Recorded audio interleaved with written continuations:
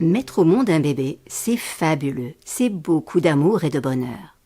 Mais il arrive que bébé pleure, ne dorme pas autant qu'on aurait voulu, ne s'alimente pas comme on le souhaiterait. Et quand on ne comprend pas ce qui se passe dans sa tête, son cœur ou son corps, quand on n'a pas le mode d'emploi, ça peut devenir très compliqué, frustrant et épuisant.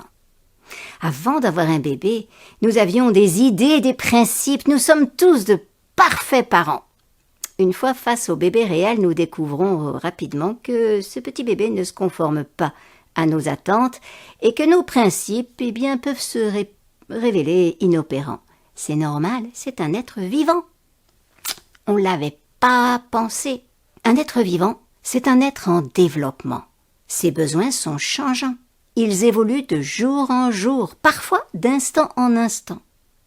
De plus, le bébé est une personne. Oh, pas une personne adulte en miniature, non, loin de là. Le bébé est une personne, c'est-à-dire un être à nul autre exactement semblable, avec sa sensibilité propre, ses émotions, ses pensées, ses mouvements, ses réactions propres.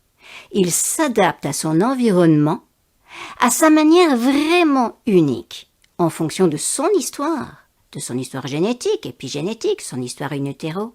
Non, ce n'est pas une page vierge sur laquelle écrivent les parents. Ce n'est pas non plus un monstre qui cherche à nous juger, à nous dominer, non. Ce n'est pas un animal à dresser, non. C'est un humain, une personne avec deux besoins fondamentaux, appartenir et explorer. Notre rôle de parent est de répondre à ses besoins, d'interagir avec lui de manière tendre et lui fournir un cadre sain et sécure pour grandir. Le cerveau et le corps du bébé se développent en relation avec son environnement.